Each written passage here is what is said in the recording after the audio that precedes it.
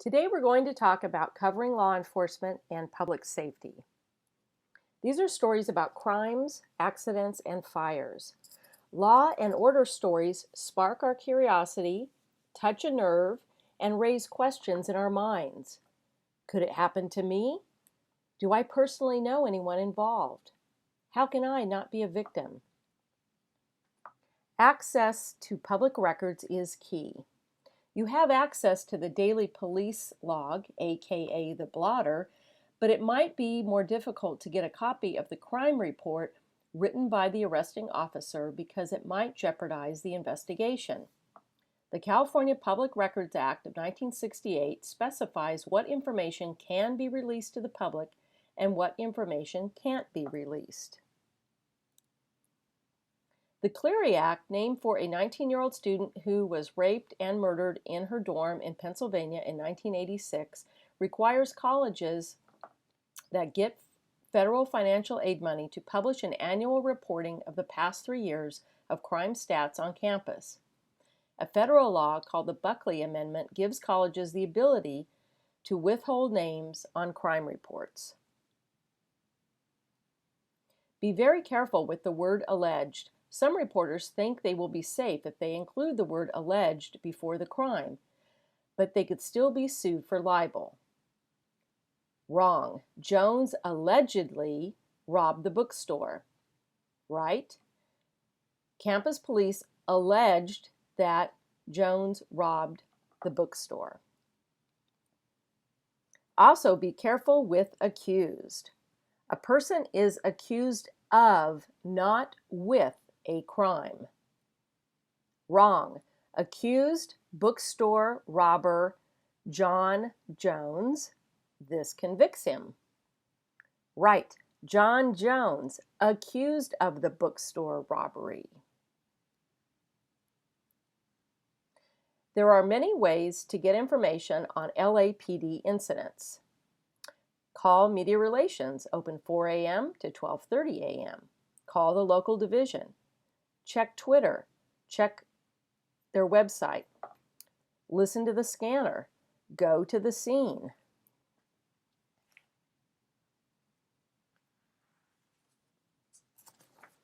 Both the city and county fire departments are very active on Twitter.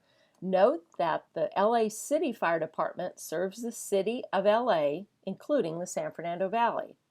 The LA County Fire Department serves contract cities and unincorporated areas in the county. Here's your professor posing for a photo with the LA Fire Department PIO, Brian Humphrey, who received special recognition in April 2014 from the SPJ Greater LA chapter for his early and diligent use of social media to inform reporters and the public.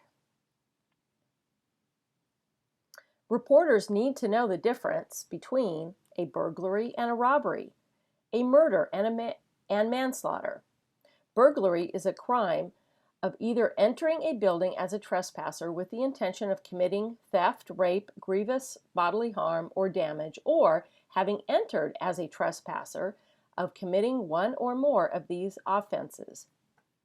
Robbery is the stealing of property from a person by using or threatening to use force. Murder is the unlawful, premeditated killing of one human being by another. Manslaughter is the unlawful killing of one human being by another without malice aforethought. So you can see there are some differences between these crimes, and you need to use the correct term in your story. When reporting on a crime or a fire, get lots of details. Vehicle accident stories get the speed, destination, cause of accident, seatbelt usage, alcohol, drug usage. Burglaries and robberies get the items taken, their value, weapons used, method of entry. Homicides get weapons used, clues and motives, specific wounds, official cause of death. For fires, get the time it started, response time, number of units that responded, time brought under control, injuries, fatalities, estimated damages, code violations. And now for some ethics.